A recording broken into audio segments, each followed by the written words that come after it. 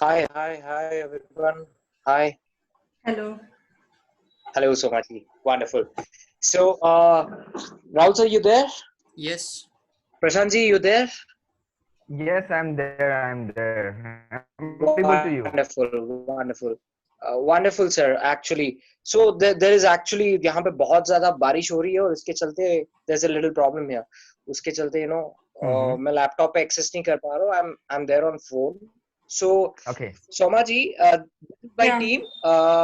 Right. I guess आपका introduction already हो चुका है, but still मैं one is Rahul जो कि आपके साथ अभी बात कर रहे थे शायद, and another colleague is Prashant, and another Hello, one is Sumitra like ji. Twinkle. Yeah, let me show my video. Yeah, No please. problem. Yeah. Please. Yeah. Perfect. Hello. Yeah, hello. This is Rahul. Perfect. Hello, Sumitra ji. Yes. Wonderful. So I just got the power back. Wonderful. Okay. Okay. So is it raining heavily, Shrikant, over there?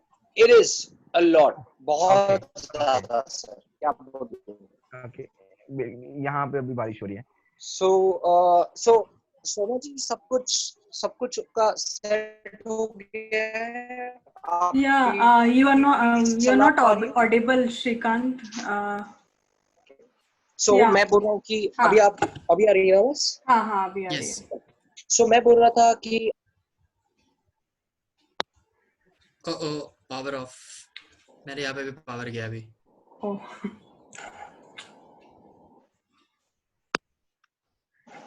Rahul ji.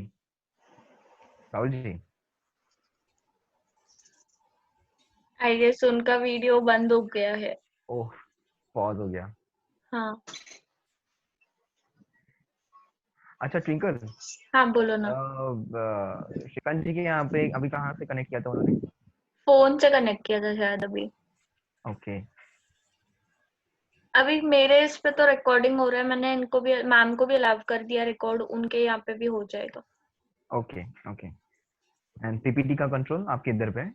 नहीं, उन ma'am के पास ही है. मैं अभी Audible हूँ. आप Audible हो ma'am, कोई प्रॉब्लम नहीं. One. All right. So Shrikant ji, Somaji, disconnect हुए थे. Okay. Somaji. Yeah. मुझे ये पूछना था कि क्या आपको कोई पीपीटी चलाने में कोई दिक्कत तो नहीं हो रही है ना? No, मैंने अभी चेक किया था. शेयर हो रहा है स्क्रीन. या परफेक्ट. शोभा जी, आपको अभी ट्विंकल ने आपको परमिशन दिया है to record, I guess. Okay. Yeah. तो आपने रिकॉर्डिंग पे क्लिक कर दिया है ना? नॉट अभी करूं? हाँ, आप करके रख दीजिए. Okay. ताकि वो बैकअप बना रहे, क्योंकि मैं लैपटॉप पे रिकॉर्ड नहीं कर पा रहा हूँ. Alright. Okay. Can I start the PPT now? Or या मतलब पहली स्लाइड लगा के रख दीजिए. yeah, sure. हाँ. Yeah.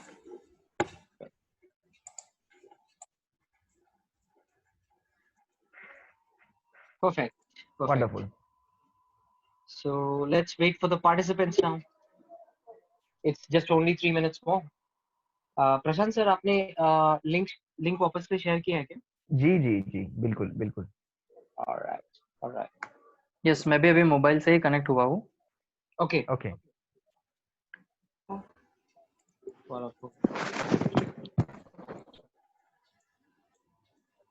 राहुल सर, आपने लिंक वापस से फायर किया? हाँ सर, सब लोगों को दे दिया मैंने. ओके. तो ट्विंकल, मुझे ये बताना कि आपको बार-बार वो एडमिट का साइन आ रहा है कि नहीं आ रहा है? नहीं आ रहा, क्योंकि हम लोगों ने ऑफ करके रखा है ना. ओके, ठीक है. वंडरफुल. हमने पासवर्ड अनेबल तो नहीं किया ना? हाँ, पासवर्ड एनेबल्ड था.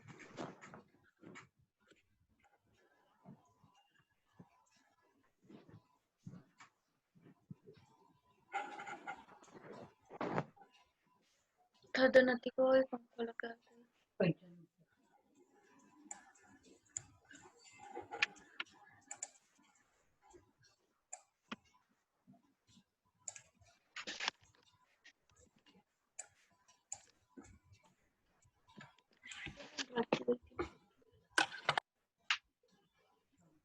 How to wait?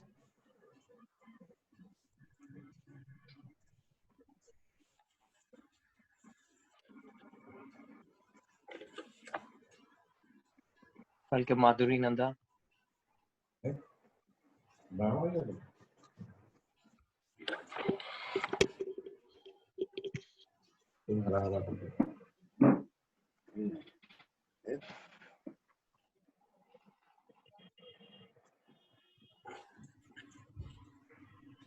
तुम्हारा है? बोले ला मैं तुम्हारे खा देती हूँ, बता देती हूँ। बोलो ना। माधुरी जी जरा प्लीज अपना माइक ऑफ कीजिए।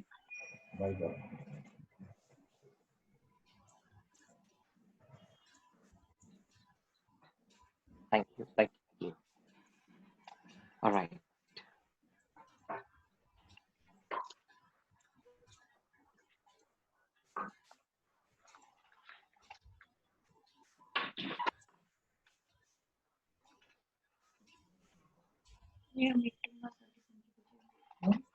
ओके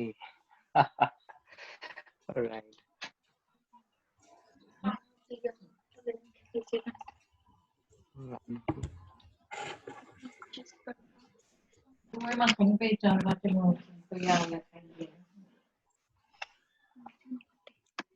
जिस तो जागत दी होती है वो नहीं थी तो करती थी Pingle, please mute your mic off. हाँ हाँ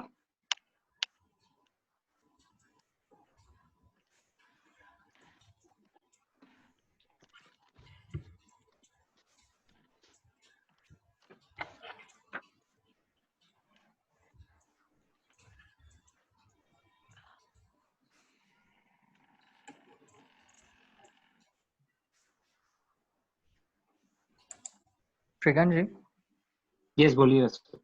हाँ एक बार व्हाट्सएप प्लीज चेक करना। ओके।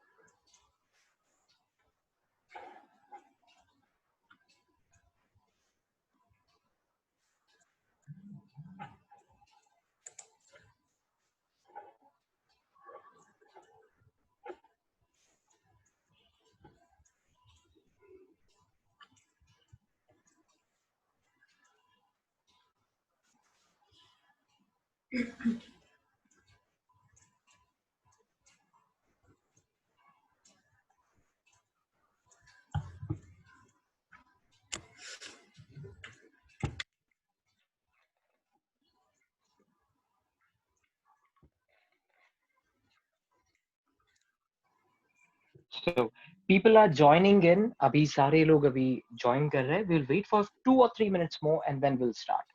Wonderful.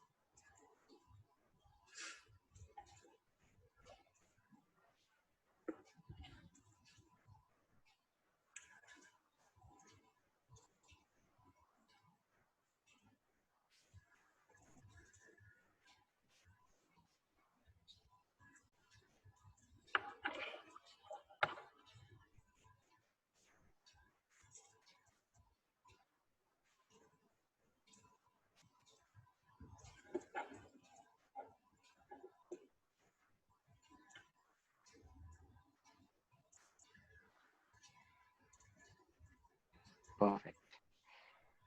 सो चलिए, विदाउट एनी फर्दर अडू हम अपना सेशन स्टार्ट करते हैं। So I welcome you all for this beautiful session.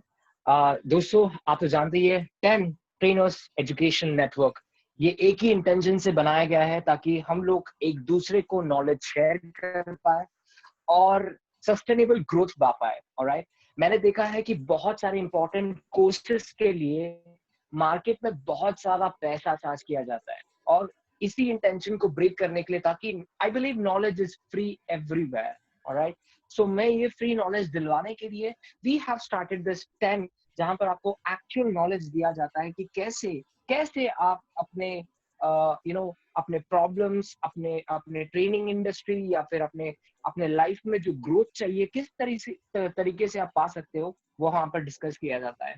Well, आज की गेस्ट एक स्पेशल गेस्ट है। वो अपने ग्रुप की एक मेंबर तो नहीं, बट आज वो गेस्ट मेंबर है। सो आई टेल यू व्हाट कि बिफोर आई हैंड ओवर हर कि एक्चुअल दिस सेशन, मैं आपको थोड़ा बहुत बैकग्राउंड बताना चाहता हूँ कि मैंने क्या फेस किया था और इसमें क्या इंपॉर्टेंट है आज के टॉपिक का। यू नो व्हाट, मैं जब ये ट्रेनिंग इंडस्ट्री में आया था, मुझे बहुत ज्यादा इच्छा था कि मैं बहुत ज्यादा पैसा कमाऊं, बहुत बढ़िया हो। एंड थोड़े दिनों के बाद में मैं एक रेस में दौड़ने लग गया था। मतलब एक प्रोजेक्ट खत्म हुआ कि दूसरा प्रोजेक्ट, एक प्रोजेक्ट खत्म हुआ कि दूसरा project. I used to just hunt for the other projects. So मैं खाली कभी बैठना नहीं चाहता था, लेकिन इस हंटिंग के चक्कर में मैं एक चीज मुझे रियलाइज हुई कि मैं अपने आप से दूर भागने की कोशिश कर रहा हूँ। शायद मैं अपने आप को फेस नहीं कर रहा हूँ।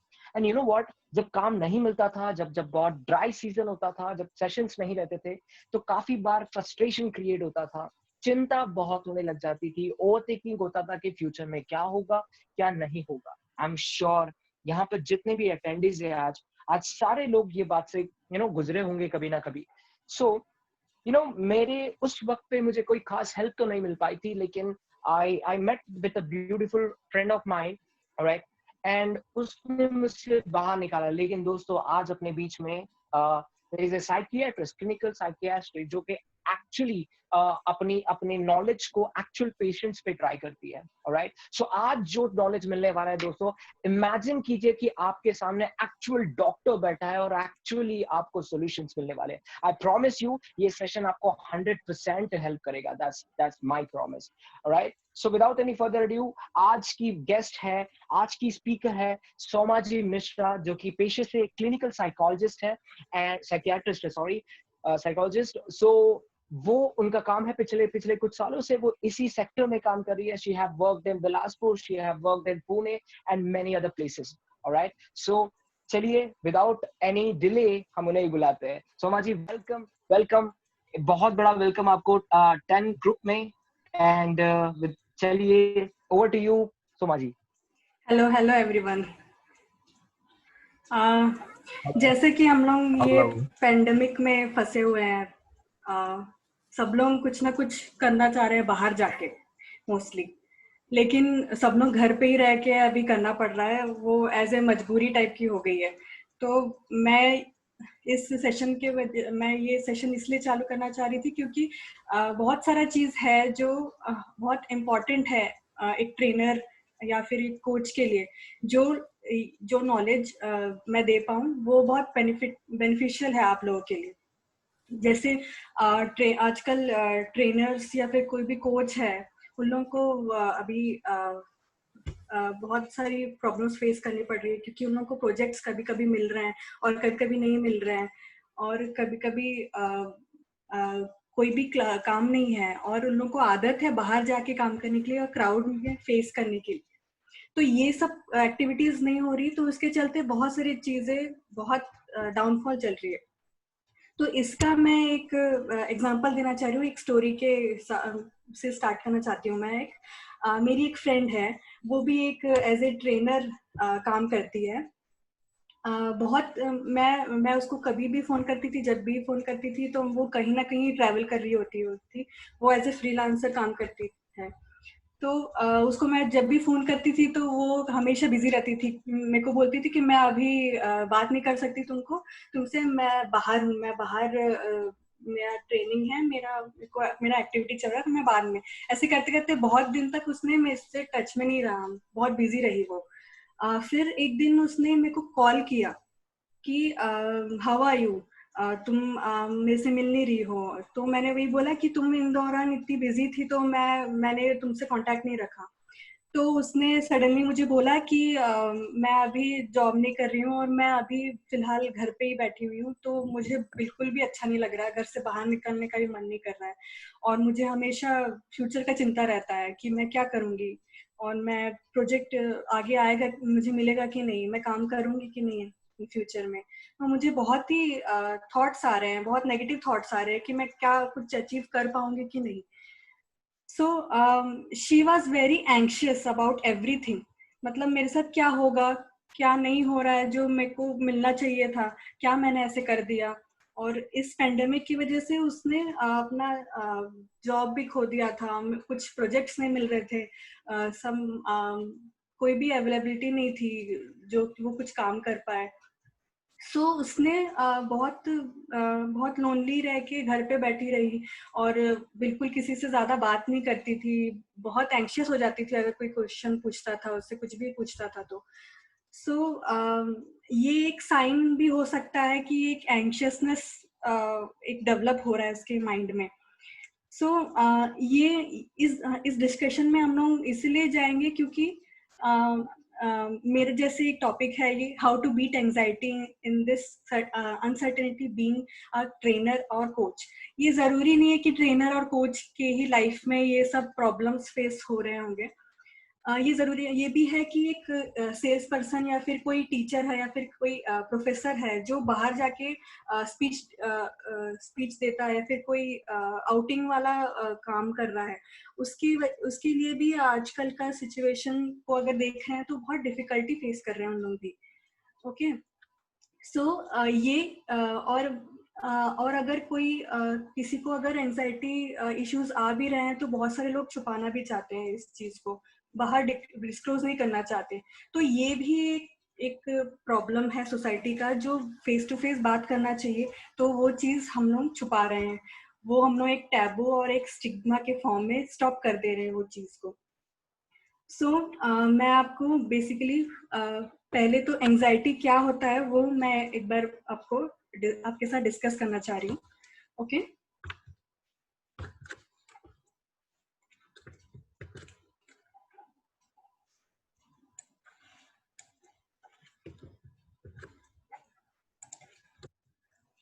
Okay, right.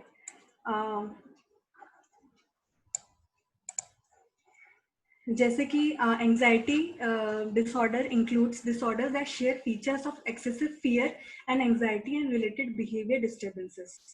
ओके, एंजाइटी एक ऐसा बहुत ही एक्सेसिव फियर है, बहुत ही ज्यादा मतलब अगर किसी को फियर भी होता है तो वो एक लेवल तक रहता है, लेकिन ऐसे क्लाइंट्स को हमेशा एक्सेसिव फियर, एक नेगेटिव थॉट्स हमेशा, मतलब ये ऑल द टाइम, मतलब होल डे भी आ सकता है। ऐसे एक्सेसिव फियर को हम लोग एंजाइटी डिसऑर्डर बोलते हैं, और उससे रिलेटेड हम लोगों का बिहेवियर डिस्टर्बेंस हम लोग फील करते हैं। एंशियस फीलिंग आता है हम लोग के माइंड में, हम लोगों को बहुत सारे पैल्पिटेशन होते हैं, नर्वसनेस फील होता है, और हम लोग कभी कभी बात भी नहीं कर पाते किसी से, तो वो एक बिहेवियर डिस्टर्बेंस में कन्वर्ट हो जाता है। Okay, and anxiety is associated with muscle tension होता है, मेनली मसल स्टिफनेस का प्रॉब्लम होता है, और मेनली लेग शेकिंग होता है, और and vigilance in preparation for future danger and cautious और avoidant behaviours. Vigilance in preparation मतलब कि एक एंजाइटी अगर जब आता है तो मसल टेंशन तो होता ही है, उसके साथ साथ हम लोग को माइंड में एक अलर्टनेस फीलिंग आती है कि अभी एक डेंजर सिचुएशन मेरे पास फ्यूचर में आने वाला है, तो I have to be prepared to face that difficult situation. तो एक माइंड एक कॉशन बना देता है कि अभी मेरे को इस सिचुएशन में बाहर जाना है, अभी इस सिचुएशन को फेस करने के लिए you have to be ready. Okay, और इसमें पैनिक अटैक्स भी बहुत आ जाता है, जैसे सडन डिजीनेस फील होता है, ब्रीदिंग होने में डिफिकल्टी होती है और सडन उन लोग बहुत सारे लोग फेंट हो जाते हैं। ऐसा ये एक सिचुएशन को देख के, फॉर एग्जांपल मेरे पास एक क्लाइंट आई थी, वो हमेशा मेरे से बात करती थी, लेकिन उसके बाद अगर मैं उसके पास्ट के बारे में पूछती थी तो वो अचानक से फेंट हो जाती थी, क्योंकि उसको अभी तक वो पास्ट याद है और वो अभी तक एक टेरर के फॉर्म में उसके माइंड में है। तो उसका रिस्पॉन्स उसने फेंट होके उसने पैनिक अटैक के फॉर्म में दिया था मुझे। ओके और इसका डायग्नोसिस 6 मंथ से अगर ये सब सिम्टम्स 6 मंथ से ज्यादा तक रहेगा तो हमेशा हम लोग यही डायग्नोसिस करेंगे कि ये एंजाइटी है। उसके अगर ये सिम्टम्स कम समय के लिए रहेगा तो वो एंजाइटी हम लोग कंफर्म नहीं कर सकते। अगर 6 मंथ से ज्यादा है तो वो कंफर्म एंजाइटी डिसऑर्डर है। ओके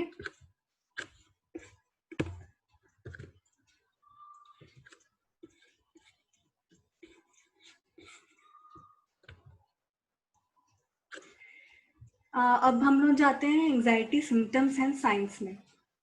बेसिकली उन लोग बहुत रेस्टलेसनेस और फीलिंग एजी, मतलब हमेशा उन लोग रेस्टलेसनेस फील करते हैं, हमेशा उन लोग एक जगह स्थिर नहीं बैठ सकते, उन लोग हमेशा एक स्पीड वॉक करेंगे या फिर बहुत स्लो वॉकिंग करेंगे और वो ऑक्यूपाई रहेंगे अपने थॉट्स के अंदर ही।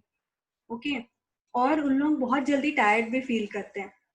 टायर्ड इसलिए क्योंकि हम लोग हमेशा उन लोगों के माइंड में कुछ ना कुछ चलते रहता है, तो उसी एक्टिविटीज में उन लोग रहते हैं, तो उन लोगों का माइंड ऑटोमेटिकली टायर्ड फील करता है। तो वो उन लोग हमेशा एकदम टायर्ड फील करते हैं, हमेशा कुछ भी चीज नहीं कर पाते हैं और एकदम बहुत वीक फील करते हैं इसीलिए। और उन लोगों को बुक रीडिंग या फिर कोई जिस काम में कंसंट्रेशन फील हो वो भी कॉन्सेंट्रेटेड फॉर्म में नहीं कर पाते हैं, फोकस एक्चुअली उन लोगों का चले जाता है। इसीलिए अगर कोई एडोलेसेंट या एडल्ट है, वो अगर कोई कॉलेज गोइंग है या फिर कोई स्कूल गोइंग है या फिर कोई काम कर रहा है, तो उस पर उन लोगों का फोकस और उन लोगों का अटेंशन नहीं रहता। उन लोग हमेशा अवॉइड करते हैं बहुत सारी रीडिंग या फिर कोई राइटिंग वाला चीज है तो उसको अवॉइड करते हैं, क्योंकि उन लोग कॉन्सेंट्रेट नहीं कर पाते हैं, उन लोग प्री ऑक्यूपाइड रहते हैं अपने थॉट्स में। Feeling as if the mind is going blank. हमेशा ऐसा देखा गया है कि एंजाइटी क्लाइंट्स मेरे पास जो भी आए थे, वो हमेशा कुछ भी अगर मैं उनसे कोई भी डिस्कस कर रही थी, मैं कोई भी बात उनसे पूछ रही थी, तो उन लोग हमेशा एक ब्लैंक जवाब देते हैं, मतलब I don't know, I think I forgot something. So ऐसा मुझे जवाब मिलता था कि I can't remember those days, I can't remember what you have told me. तो वो सडनली उन लोगों का एक ब्लैंक साइड आ जाता है और बहुत जल्दी ये लोग इरिटेट भी फील करते हैं। हमेशा फैमिली मेंबर्स हमेशा उन लोगों को एक एक्टिविटीज में ऑक्यूपाई रखना चाहते हैं, बट उन लोगों का एक मूड स्विंग्स चालू हो जाता है। जैसे उन लोग बहुत जल्दी एग्रेसिव हो जाते हैं या फिर बहुत जल्दी एक मतलब बहुत वायलेंट हो जाएंगे, कभी चिल्ला देंगे या फिर कुछ ऐसा चीज कर देंगे जो उन लोगों को समझ में नहीं आता, लेकिन कर लेते हैं। उन लोगों को कंट्रोल करना नहीं आता, बट उन लोगों को ऐसा सिचुएशन आ ही जाता है कि उन लोग ऐसा बिहेव कर देते हैं कि हमेशा इरिटेबल बिहेवियर उन लोग रिस्पॉन्स में देते हैं बाकी फैमिली मेंबर्स या बाहर जो भी विजिट करते हैं। और मसल टेंशन, जैसे कि मैंने बताया कि बहुत स्टिफनेस हो जाता है और बहुत सारे लोगों को स्वेट बहुत जल्दी आता है। ये एक एंशियसनेस का साइन भी होगा, बहुत स्वेटिंग आना और नेल बाइटिंग या फिर बहुत पैर शेक करना या फिर सडनली एक जगह में ही देखना और ब्रीदिंग लेने में बहुत प्रॉब्लम होता है। ये सब प्रॉब्लम्स होगा मसल टेंशन में। और स्लीप प्रॉब्लम्स में मेनली उन लोगों को आफ्टरनून और नाइट में दोनों टाइम में बहुत कम नींद आता है और कभी कभी बहुत लोगों को नींद भी नहीं आती। तो उन लोगों को बहुत डिफिकल्टी फेस करना पड़ता है, क्योंकि ये लोग हमेशा माइंड को ऑक्यूपाइड करके रखते हैं उस पास्ट को लेके और अभी प्रेजेंट को, और अभी उन लोग प्रेजेंट का इसलिए सोचते हैं क्योंकि उन लोग हमेशा हेल्पलेस फील करते हैं, हमेशा वीक फील करते हैं कि मैं ये चीज कर पाऊंगा कि नहीं, और ये चीज मेरे को करना चाहिए कि नहीं, और मैं अगर गलती करूंगा तो लोग क्या कहेंगे। ये सब फीलिंग्स एक आती है उन लोगों को, और एक टेरर फॉर्म में हमेशा रहती है माइंड में, इसीलिए उन लोगों को स्लीप प्रॉब्लम्स आती है। हमेशा रेस्टलेस फील करते हैं, और हमेशा उन लोग कुछ ना कुछ सोचते ही रहते हैं, तो उन लोगों को दोनों टाइम में स्लीप प्रॉब्लम होता है। ओके,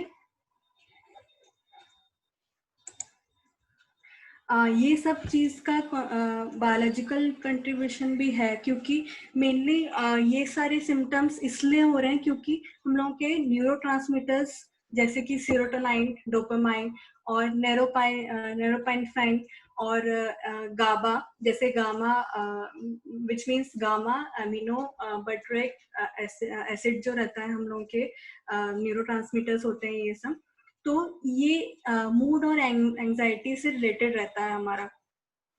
ये हम लोग का मेनली इमोशंस में फंक्शन करता है।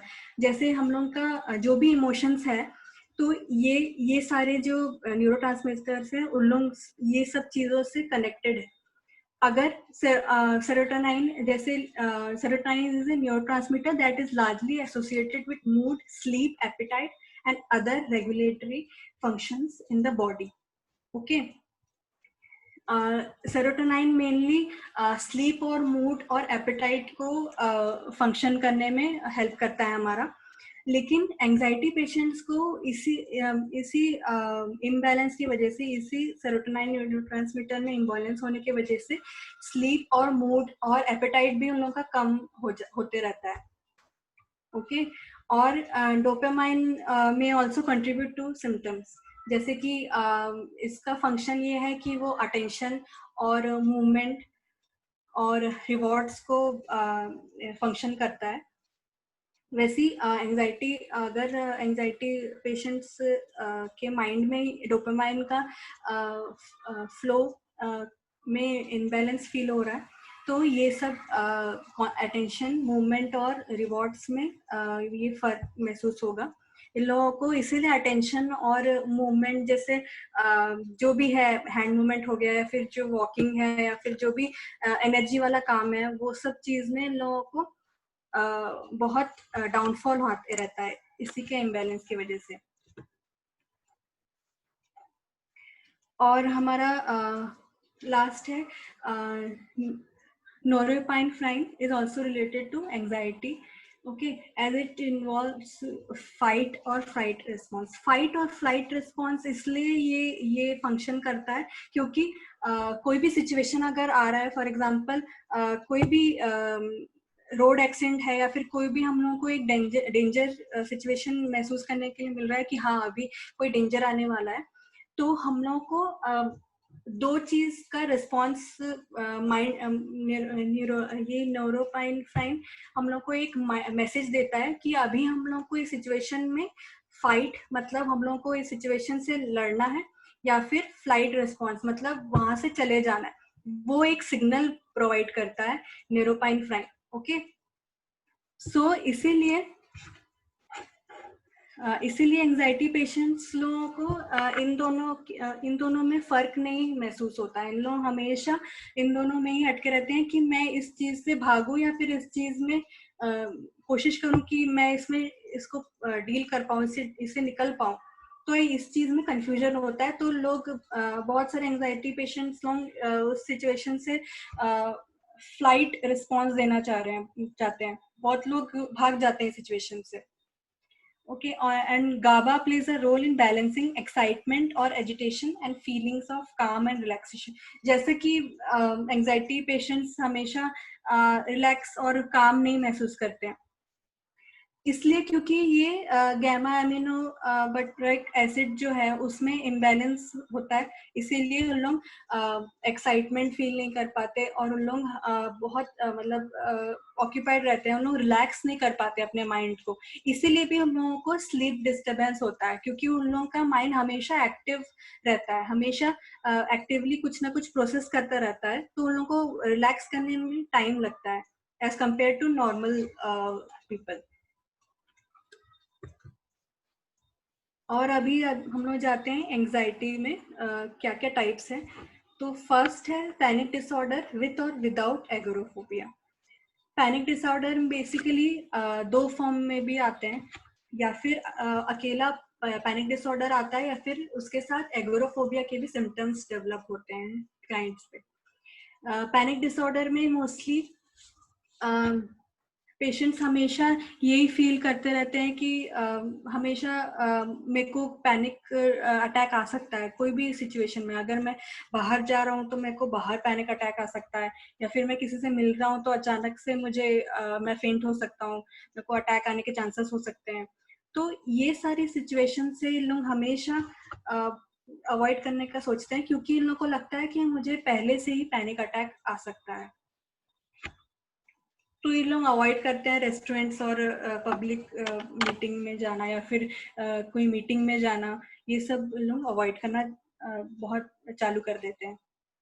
और एगोरोफोबिया विथ और विदाउट पैनिक डिसऑर्डर. जैसे फर्स्ट पैनिक डिसऑर्डर के साथ एगोरोफोबिया आता था, वैसे ही ये दोनों भी साथ में चलते हैं सेम. सो एगोरोफोबिया मेनली ओपन स्पेस में उन लोगों को बहुत डिफिकल्टी होती है डील करने में. जैसे आपका शॉप हो गया, सिनेमा हॉल हो गया, या फिर कोई ओपन गैदरिंग हो गया. और मेनली इन लोग हमेशा किसी ना किसी को साथ में लेके चलते हैं, क्योंकि उनको लगता है कि मैं अगर अकेले पड़ जाऊंगा तो एक डिफिकल्टी सिचुएशन में फंस जाऊंगा और मैं डील नहीं कर पाऊंगा अकेले.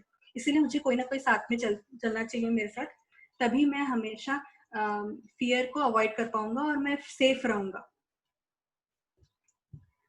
और बेसिकली लोग बस ट्रैवल और प्लेन में ट्रैवल करना अवॉइड करते हैं, और मेनली पब्लिक ट्रांसपोर्ट उन लोग बिल्कुल भी यूज नहीं कर पाते because of that fear. Next is social phobia. As social phobia खुद ही डिस्क्राइब करता है कि सोशल गैदरिंग्स या फिर जो भी कोई गैदरिंग होगा जहाँ पर बहुत क्राउड है, या फिर कोई स्पीच देना पड़ेगा ओपन स्पेस में, ओपन क्राउड में, और बहुत क्राउड में आपको डिलीवर करना पड़ेगा स्पीच. तो उन लोग ये सब चीज अवॉइड करते हैं, क्योंकि उनको ऐसा लगता है कि अगर मैं स्पीच दूंगा या फिर मैं कुछ एक्टिविटी सबके सामने करूंगा तो मैं बहुत एम्बेरस फील करूंगा और मैं बहुत ह्यूमिलेट हो जाऊंगा सबके सामने. सब लोग मेरा फिर मजाक उड़ाना चाहेंगे, फिर सब लोग हमेशा मेरे को कोई ना कोई कुछ टोकेगा या फिर कोई मजाक उड़ाएगा मेरा. तो ये सब फीलिंग उन लोगों के माइंड में रहती है, इसीलिए उन लोग अवॉइड करते हैं ये सब सोशल गैदरिंग या फिर कोई भी कंपटीशन में पार्ट लेना. लोग बहुत अवॉइड करते हैं ये सब चीज. Okay. And next is obsessive compulsive disorder. that is in short OCD. Obsessive means it's a negative thought, it's a constant unwanted thought which cannot be stopped by any client who is facing OCD disorder. और ये compulsive means वो thought को बार बार repeat करके करना उस चीज को. It means obsessive compulsive disorder इसलिए बना है क्योंकि वो ऑब्सेशन आता है, मतलब उस चीज का थॉट आता है, बार बार वो थॉट आता है, तो इसीलिए हम लोग कंपल्सिव बिहेवियर करते हैं, मतलब हम लोग हमेशा रिपीट करते हैं वो चीज. फॉर एग्जाम्पल मेरी एक क्लाइंट थी, वो हमेशा हैंड वॉश करती थी और वो per day I guess 25 times वो हाथ धोती थी, और वो भी 1-2 घंटे तक वो हैंड वॉश उसका डेली का था. वो क्योंकि मैंने जब उससे पूछा कि तुम ये बार बार क्यों कर रही हो ऐसा, तो उसने मेरे को वही बोला था कि मुझे बार बार यही बात आता है कि मेरा हाथ गंदा है और मेरा हाथ जब तक नहीं धुलेगा, मुझे ऐसे कोई बोलता है पीछे से कि अभी मेरे को हाथ धोना चाहिए, मेरे को अभी हाथ धोना चाहिए.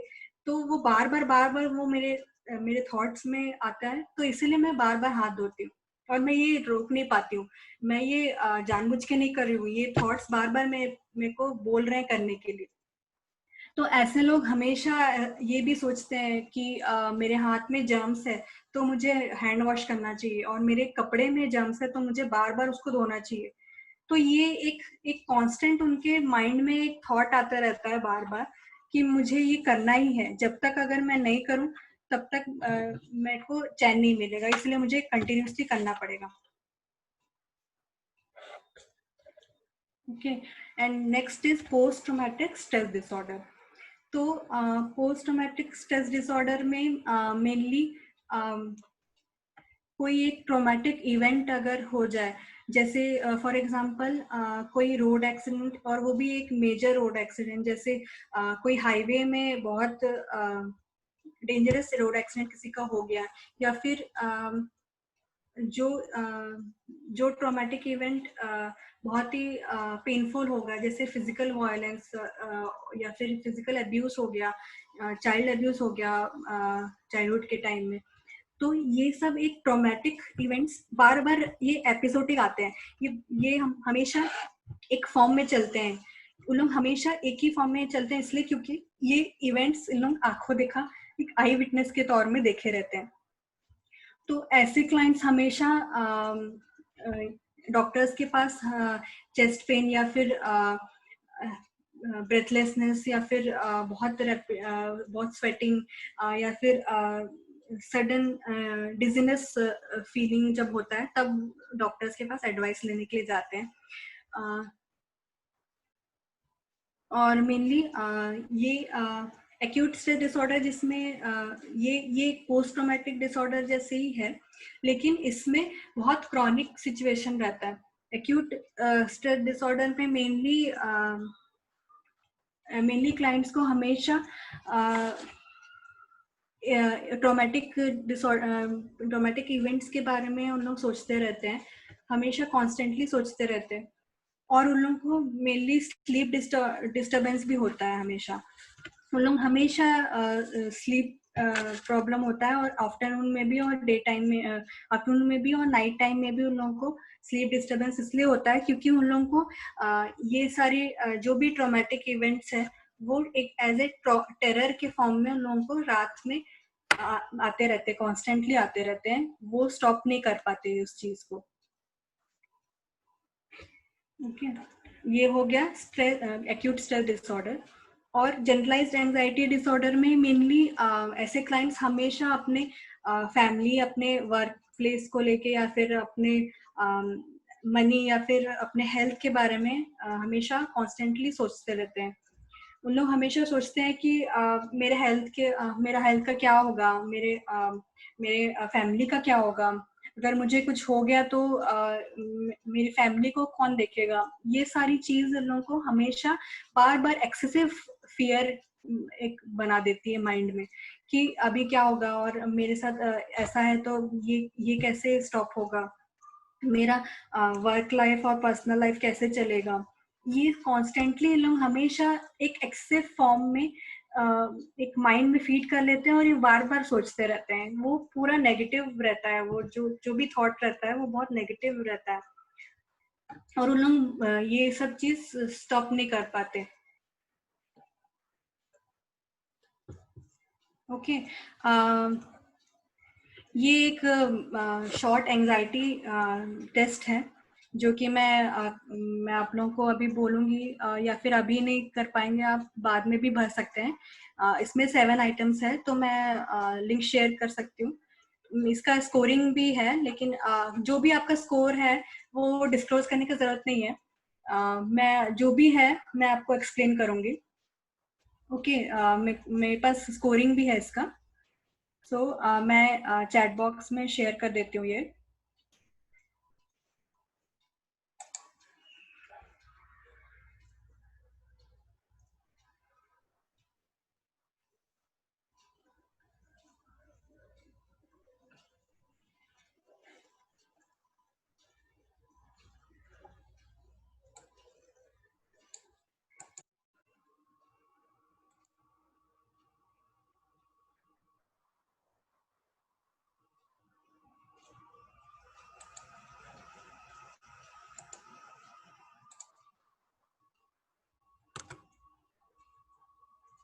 Okay, I have shared the link. Please go ahead and check once.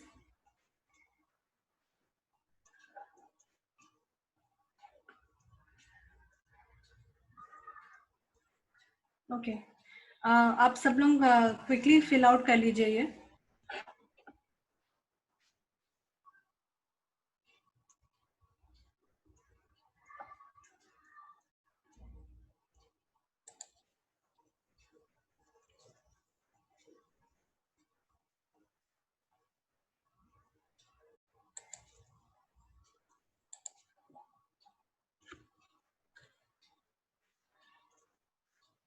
और जब हो जाएगा तो मेरे को एक बार आप चैट बॉक्स में लिख दे सकते हैं डन करके.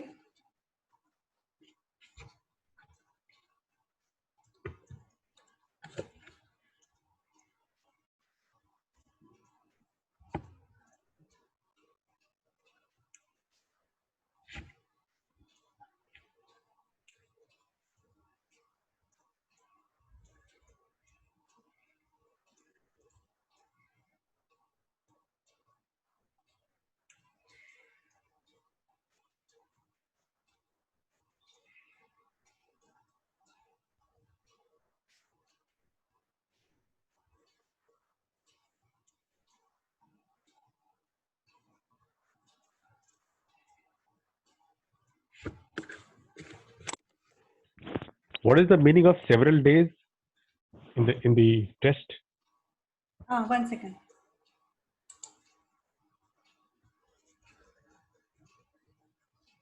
अच्छा, there are options ना, right?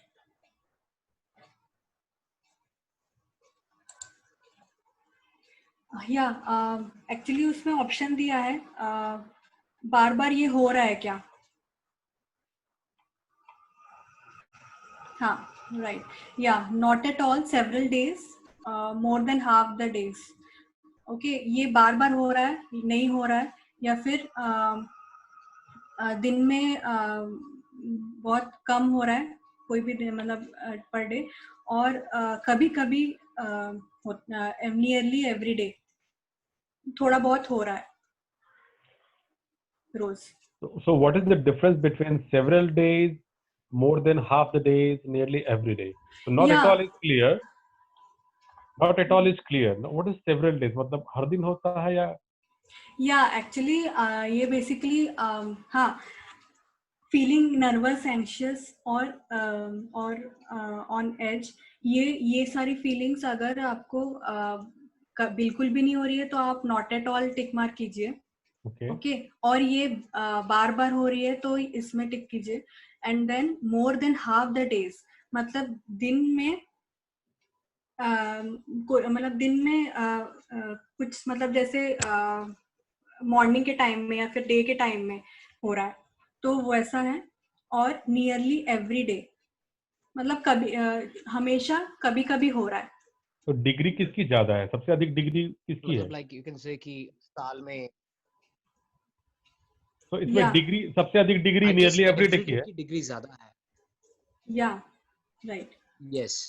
या अच्छा, नियरली एवरी डे सबसे हाईएस्ट डिग्री, देन उससे कम है मोर देन हाफ, और उससे भी कम नॉट एट ऑल. हाँ, if you don't feel these 3 things, so tick mark not at all. Okay. Okay, और थर्ड, अगर आपका जैसे मॉर्निंग टाइम में ये फीलिंग आ रही है, जैसे या फिर डे टाइम में ऐसे फीलिंग आ रही है, तो tick mark more than half the days.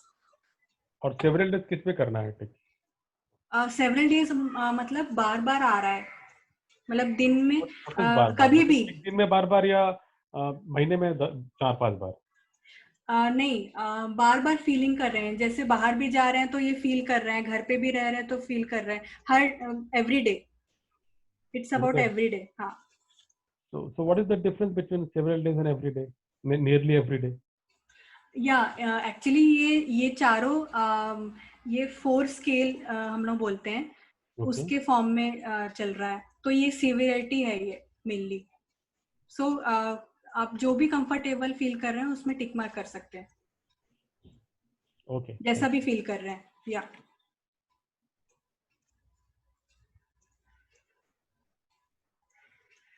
Done.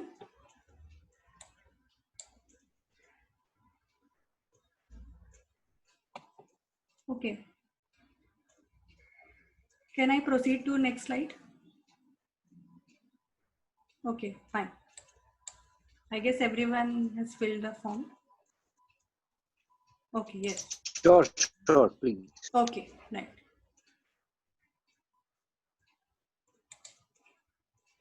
Yeah. हाँ, जैसा कि सब लोगों को स्कोर मिला होगा ये सारे रेंज में. ओके, 15 या अप रहेगा. 15 से ज्यादा अगर रहेगा तो सीवियर एंजाइटी रहेगा mainly, and 10 to 14 moderate anxiety, and 6 to 9 is mild anxiety, and 0 to 5 is no anxiety. You don't have much anxiety. Okay. अगर आपका मॉडरेट भी आ रहा है तो फिर आपको डॉक्टर से एडवाइस लेने का जरूरत है, क्योंकि ये मॉडरेट से सीवियर भी जा सकता है. क्योंकि जैसे फॉर एग्जांपल मैंने देखा है कि एडोलेसेंट क्लाइंट्स को हमेशा ये एक रहता है एंक्शियसनेस की कॉम्पिटिटिव एग्जाम में कैसे निकाले हम लोग, और बाकी लोग के कंपटीशन में आके उन लोग बहुत एंशियस और बहुत फियर लेते हैं. बहुत सारे लोग इसलिए भी सुसाइड कर लेते हैं कि मतलब मैं इस कंपटीशन में फेल हो जाऊंगा तो मैं रियलिटी कैसे फेस कर पाऊंगा, मैं सबको कैसे जवाब दे पाऊंगा. तो मॉडरेट एंजाइटी भी एक सीवियर एंजाइटी बन सकता है. और मैं ज्यादातर एंजाइटी पेशेंट्स एडोलेसेंट एज में ही देख रही थी. बहुत सारे मेरे क्लाइंट्स सीवियर एंजाइटी से भी थे और मॉडरेट एंजाइटी से भी थे. और अगर आपको ये तीनों भी है, अगर माइल्ड भी फॉर्म में आ रहा है तो आपको थोड़ा डॉक्टर से एडवाइस लेने का जरूरत है, क्योंकि ये मॉडरेट और सीवियरिटी को भी प्रोसीड कर सकता है, ये माइल्ड एंजाइटी भी. Okay.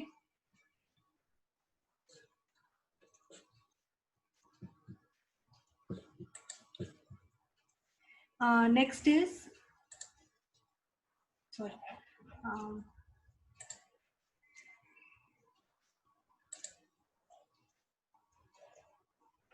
yeah. Next is how to ease anxiety.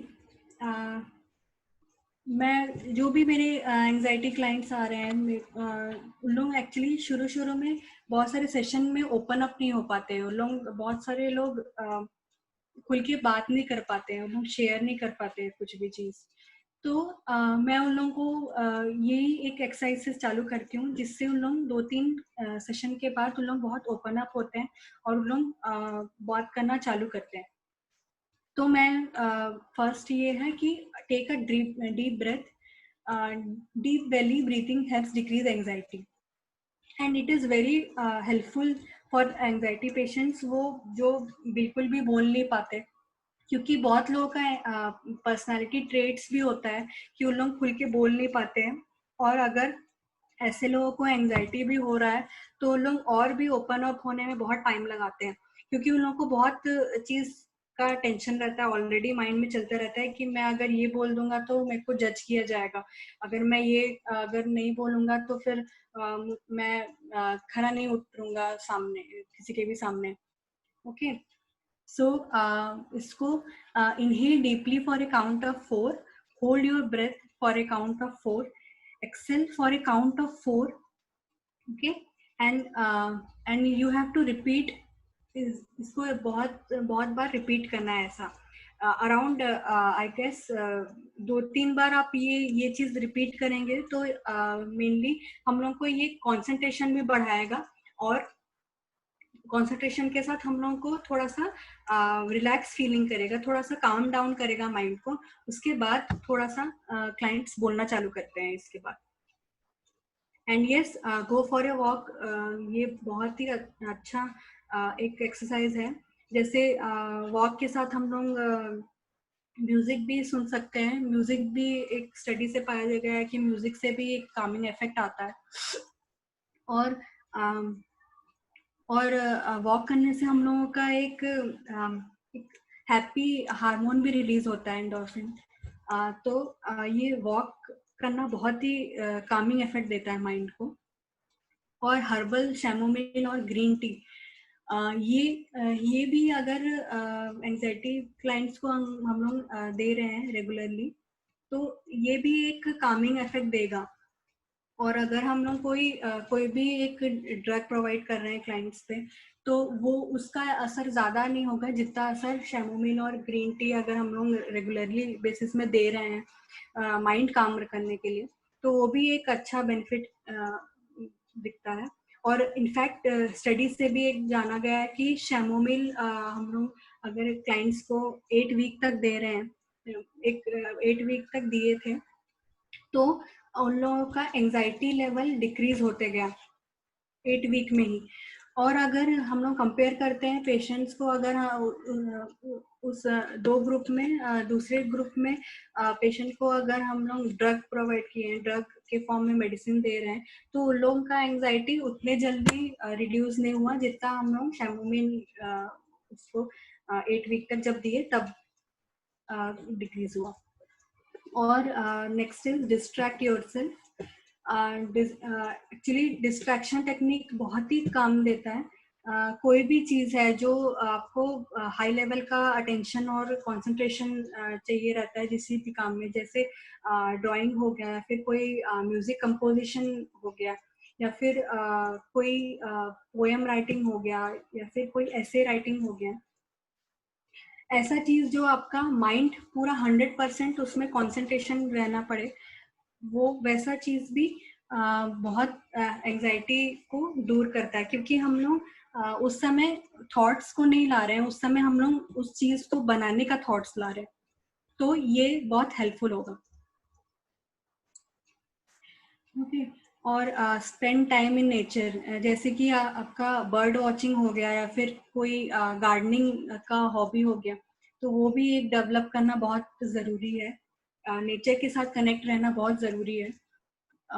ये भी बहुत बेनिफिट करता है एंजाइटी क्लाइंट्स को। ओके।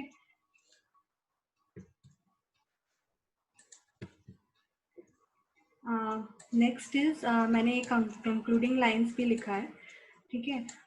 एक्चुअली यहाँ पर हम लोग एंशियसनेस, नॉर्मल एंशियसनेस के बारे में बात नहीं कर रहे हैं, हम लोग एक क्लिनिकल एंजाइटी के बारे में बात कर रहे हैं, जो कि और ये एक साइंटिफिकली प्रूव भी हुआ है कि डिप्रेशन और एंजाइटी साथ साथ भी आ सकता है। क्योंकि आपको किसी चीज का फियर है, वो फियर आपको बार बार आ रहा है, तो आपको अल्टीमेटली वो चीज से इंटरेस्ट चला जा रहा है, इंटरेस्ट चले जाएगा, और आप लोगों का प्रोडक्टिविटी कम होते जाएगा। तो वो एंजाइटी एक डिप्रेशन के फॉर्म में भी, डिप्रेशन का भी सिम्टम्स ऐड ऑन कर सकता है। ओके। और आजकल सोसाइटी में बहुत लोग अगर कोई एंजाइटी पेशेंट देखते हैं, तो फिर बहुत लोग मजाक उड़ाते हैं कि ये तो उनका पर्सनालिटी ही, ये ऐसा ही करता है, ये हमेशा ऐसे लोग हमेशा ऐसे ही सोचते रहते हैं, ये क्या है, मतलब ये कोई एंजाइटी नहीं है। बट अगर हम लोग इस चीज में बात नहीं करेंगे, तो बहुत सारी चीज पेन दबी हुई रह जाएगी, उन लोग ओपन अप नहीं हो पाएंगे कभी भी, और उन लोग और भी सिम्टम्स इंक्रीज होता जाएगा उन लोगों को, और उन लोगों को बहुत हेल्पलेसनेस और बहुत वर्थलेस लगेगा लाइफ। और ये जैसे कोविड की वजह से भी और भी इंक्रीज हो गए हैं एंजाइटी और डिप्रेशन के सिम्टम्स, क्योंकि बहुत सारे लोग बहुत कुछ कर भी नहीं रहे हैं, और बहुत सारे लोग अपना काम भी नहीं, नौकरी भी नहीं कर रहे हैं, और घर पे अकेले हैं, तो उन लोगों को बहुत हेल्पलेस लग रहा है फ्यूचर को लेके। ओके। नेक्स्ट इज, एक्चुअली मैं ये घर के लिए आपको देना चाह रही हूँ। आप अभी नहीं कनेक्ट कीजिए, ये 22 आइटम्स का एक एंजाइटी का फॉर्म है। ओके। इसमें आपको स्कोरिंग भी पता चल जाएगा। So I just want to share it, okay, in the chat box, और आप बाद में कर सकते हैं, और आपका स्कोरिंग भी जान सकते हैं।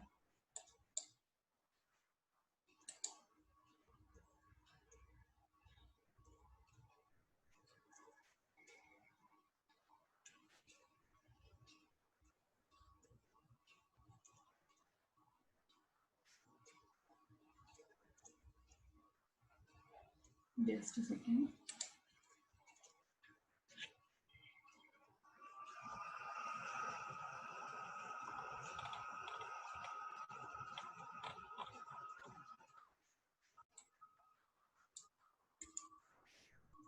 और अगर आपको ये इसमें कोई भी डिफिकल्टी आ रही है तो आप प्लीज मेरे से पूछ सकते हैं। सुमना जी, या एक मेरे से क्वेश्चन है, जैसे कि अभी एंजाइटी की हम बात कर रहे हैं, एंजाइटी और एक ऑब्सेसिव कंपल्सिव डिसऑर्डर होता है जिसे हम कहते हैं ओसीडी। तो दोनों में एक क्या है डिफरेंस या फिर क्या है थिन लाइन, कैसे हम पहचाने कि हम ओसीडी में हैं या फिर एंजाइटी में हैं? OCD is more like activity doing the same, doing the one thing same repeated form. तो ये एक एक्टिविटी है OCD। और एंजाइटी में जैसे कि पैनिक डिसऑर्डर होता है, उसमें पैनिक अटैक्स आते हैं। कभी कभी लोगों को लॉन्ग फॉर्म में भी पैनिक अटैक्स आ सकते हैं, कभी कभी एपिसोडिक्स आ रहे हैं, कभी कभी रोज आते हैं, ऐसे भी एक फॉर्म है। ओके, तो ओसीडी में अगर कहूँ तो कोई भी एक्टिविटी अगर रिपीटेडली कर रहा है, जैसे कि मैंने हाथ धोए हैं नहीं, या फिर दरवाजा बंद है यानी लॉक लगाया है या नहीं, एग्जैक्टली, राइट, एग्जैक्टली। और ये बहुत लॉन्ग पीरियड तक भी हो सकता है। और इसके साथ मेडिसिन के साथ और थेरेपी के साथ ही ये चल सकता है। अगर आपको कंट्रोल में रखना है ओसीडी सिम्टम्स को, तो ये दोनों चीज ट्रीटमेंट में ला सकते हैं। ओके या okay, thank you. So, is there any question from anybody?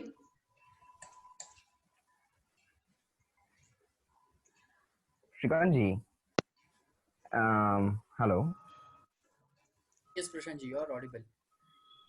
Am I audible? Yeah. Okay. So, Shrikant ji, let people also ask these questions, and I have one more question.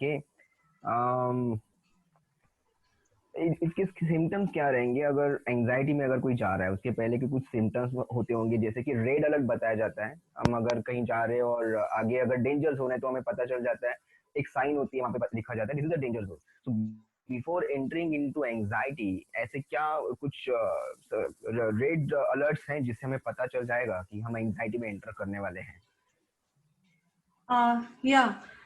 Actually मैंने जो बोला कि हम लोग के neurotransmitters के वजह से ही हम लोग एक सिग्नल आता है, उसी के फॉर्म में हम लोग एक्शन लेते हैं। कोई भी सिचुएशन में हम लोग एक रिस्पॉन्स फॉर्म में देते हैं कोई भी चीज। तो जैसे कि हम लोगों को बताया गया है बचपन से ही कि डॉग के सामने कभी भी मत जाना, वो डेंजरस है। क्योंकि ये पास्ट एक्सपीरियंस में हम लोगों को बताया गया है, माइंड में फीड कर दिया गया है कि ये डॉग है और ये हमेशा काटेगा ही, ये हमेशा एक फेरोशियस एनिमल ही रहेगा मेरे सामने। तो ये एक डेंजर आया तो हम लोग का ऑटोमेटिकली ये डेंजर क्रिएट हो गया, क्योंकि मेरे को पहले से ही बता के रखा गया है कि बचपन से ही बता के रखा गया है कि ये डेंजर है, इसके पास नहीं जाना। बट ऐसे क्लाइंट्स लोग हमेशा ऑलरेडी ये तो रहता ही उन लोग के दिमाग में कि बोला गया है, ये माइंड में फिट करते गया है, लेकिन इन लोग बहुत सारे लोग को देख भी नहीं पाते। इवन उन लोग अगर डेंजर साइन भी देख भी नहीं पाते, और अगर उन लोग डेंजरस सिचुएशन में आ भी जाते हैं तो वो वही उसी सिचुएशन में भागने का ये करते हैं, कोशिश करते हैं। जी। तो ये एक सिग्नल क्यों आ रहा है? क्योंकि एक पास्ट एक्सपीरियंस से भी आ सकता है, क्योंकि पास्ट में वो अगर उसने ऐसा कुछ चीज देखा है या फिर कुछ एक्सपीरियंस किया है कि अगर मैं यहाँ पर एंटर करूंगा तो मेरे को कुछ हो जाएगा, तो मेरे को दोबारा ये नहीं करना चाहिए। तो ये पास्ट एक्सपीरियंस से भी आता है। ओके, तो ये पास्ट एक्सपीरियंस अगर किसी के साथ हुआ है, जिसका इम्प्रिंट हुआ है माइंड के ऊपर, तो वो फील कर सकता है, राइट। एक और आखिरी सवाल सुमिना जी, मैम, ये बाइपोलर डिप्रेशन क्या हो सकता है? Bipolar depression is totally different from anxiety. As I said कि डिप्रेशन और एंजाइटी दोनों अलग अलग पार्ट हैं। बाइपोलर में बेसिकली हम लोग को मूड फ्लक्चुएशंस होते हैं। bipolar, as a name suggests, bipolar means two poles. Okay, दो पोल रहते हैं जिसमें एक पोल होता है हमारा बहुत एक्सेसिव हैप्पीनेस पोल रहता है, और हैप्पीनेस होता है, और दूसरा पोल होता है एकदम एक्सेसिव सैडनेस. ये दोनों पोल्स ये दोनों पोल्स बाइपोलर डिप्रेशन में देखा जाता है. मेरी एक क्लाइंट थी, इनफैक्ट वो क्रॉनिक बाइपोलर डिप्रेशन की थी. मेनली उसने एक बार मेरे से आके क्या बोला कि मैं मरना चाह रही हूँ, मेरे को बिल्कुल भी नहीं जिंदा रहना है. इनफैक्ट वो सब चीज तैयारी करके मेरे पास आई थी कि मैं नहीं जीना चाहती, मैं मरना चाहती हूँ, मेरा बहुत ही प्रॉब्लम हो गया है, मैं कैसे करूंगी, मेरे को ये डिसऑर्डर भी हो गया है, मेरे को कौन एक्सेप्ट करेगा. एंड अदर साइड उसने दूसरे दिन बहुत सारे लोगों से, जो स्ट्रेंजर्स हैं उनसे भी बात कर रही है, और एकदम बहुत ही ओवर एक्साइटेड थी वो, एकदम ओवरली रिएक्ट कर रही थी हर चीज में. बहुत एक्सेसिव एक्सप्रेशन थे उसके हैप्पीनेस के भी, और बहुत लोग से ग्रीट कर रही थी ऐसे कि मतलब बहुत लोगों को जानती है, स्ट्रेंजर से भी ऐसी बात कर रही थी. तो ये एक एक्सेसिव हैप्पीनेस है. मतलब ये स्ट्रेंजर्स लोग के साथ भी बहुत फैमिलियर बिहेव कर रही थी. तो ये दोनों पोल्स में डिप्रेशन पेशेंट है. हाँ, ओके. सो हाइपर हैप्पीनेस होगा या फिर एकदम हाइपर सैडनेस होगा, इन दोनों के बीच में कहीं भी उसका बिहेवियर नहीं रहेगा, राइट? एंड इवन इसमें बहुत सुपर एग्रेशन में भी जा सकते हैं लोग. और ऐसे लोग मेनली, बहुत सारे लोग को मैंने ये देखा है कि हैप्पीनेस में बहुत सारे लोग मनी स्पेंड करते हैं और पार्टीज में जाते हैं, और बहुत हर चीज एक्सेसिव वे में करते हैं उन लोग बेसिकली, और लोग अपने आप को बहुत बड़ा आदमी समझते हैं. ये सब भी होता है बाइपोलर में. Okay. Thank you Sumana ji, thank you very much. या one more question. Chat box में क्वेश्चन आया है Sumana ji, on behalf of them. May I read it?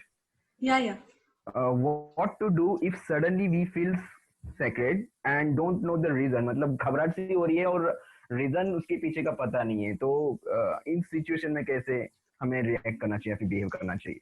या इनफैक्ट मेरे साथ भी कई बार ऐसा हो चुका है कि अचानक से मुझे कोई पब्लिक प्रेजेंटेशन देना है और मैं सब रेडी भी हूँ, और वो अचानक से मेरे को बहुत स्केरी लग रहा है कि मैं बोल पाऊंगी कि नहीं. तो वो विदाउट रीजन हो रहा है. एग्जैक्टली वो विदाउट रीजन हो रहा है, क्योंकि आप नर्वस फील कर रहे हो फेस करने के लिए सबको. ओके.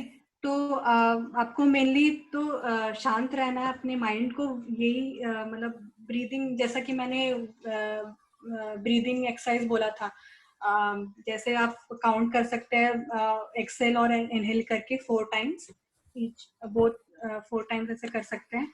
और मेनली आप ये सोचिए कि कोई सामने नहीं है और मैं प्रेजेंट कर रहा हूँ. ये एक फीलिंग आंख बंद करके आप अगर एक इमेजिनेशन में के फॉर्म में करेंगे तो वो आपको थोड़ा सा स्केयर्डनेस को दूर करेगा. इट इज नथिंग, मतलब ये कोई चिंता करने की बात नहीं है, ये एक नर्वसनेस फीलिंग होता है, इसलिए हम लोग को डर लगता है. ओके.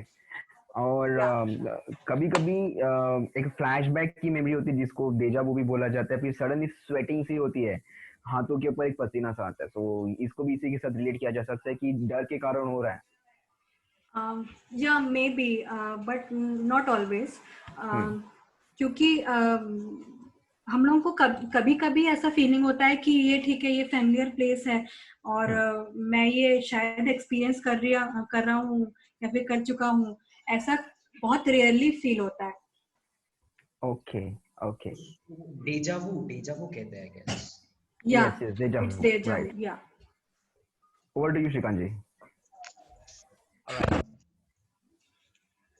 Any question, अगर कोई भी क्वेश्चन है जो आपको पूछना है तो please go ahead and ask.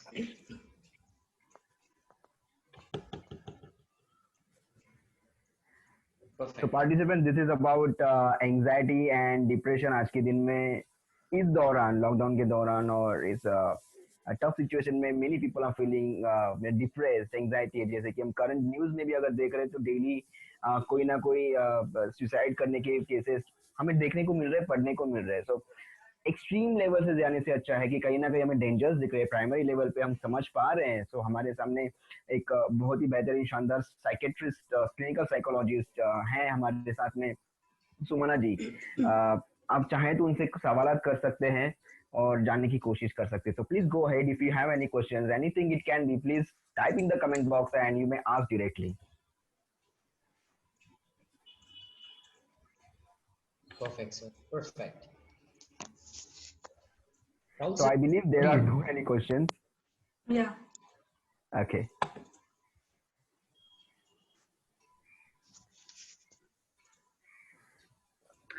Rauji. Yes. So wonderful session. Yeah, am I audible? Yes, you are. Okay. Yeah. Thank you. First of all, thank you, ma'am, for wonderful session. ये बहुत ही सही था. And nowadays ये जो COVID-19 and lockdown, सब लोग घर में बैठे बैठे क्या करें पता नहीं चल रहा है. कुछ स्टूडेंट्स हो या फिर वर्किंग प्रोफेशन हो, everybody is fighting with this and समझ में नहीं आ रहा है कि क्या किया जाए. So ऐसे सिचुएशन में ना चाहते हुए भी एंड कितना भी मेंटल टफनेस हो, ये एंजाइटी वाला कुछ ना कुछ कहीं ना कहीं से एंटर तो कर जाएगा. सो दैट्स वेरी गुड कि बहुत अच्छी इन्फॉर्मेशन मिली है. पैनिक अटैक क्या होता है और आप एंजाइटी वाले पेशेंट्स को कैसे हैंडल करते हो, ये सुन के ही हमें लगा कि बॉस हमें तो नहीं जाना इसमें. Okay, so that's good and that's very wonderful session कि आपसे कनेक्टेड रहेंगे सीखने के लिए, आपका पेशेंट नहीं बनना चाहेंगे. So that's very good and wonderful session. And बहुत सारे मुझे पर्सनली भी मुझे बहुत सारे मैसेजेस आए हैं. That's wonderful session and everybody is like this. And कभी भी अगर मैम आगे जाके किसी को भी अगर ऐसी कुछ परेशानी है, सो हम में से कोई ना कोई आपसे बिल्कुल कनेक्ट रहेगा और आपको थोड़ी सी परेशानी देगा. Okay, thank you. Thank you. Symptoms बता रही थी, तभी मैं सिम्टम्स को चेक कर रहा था कि ये सिम्टम मुझे भी है क्या. और एक आध सिम्टम देखे तो मुझे लगा मुझे एंजाइटी है. Exactly. Right. So wonderful. Once again, thank you, ma'am. Thank you so much. Yeah, thank you so connected much. रहेंगे and one more time हम लोग ऐसे कुछ अलग से करने की कोशिश करेंगे. Sure. Thank you, participants. Thank you. Yeah. Thank you.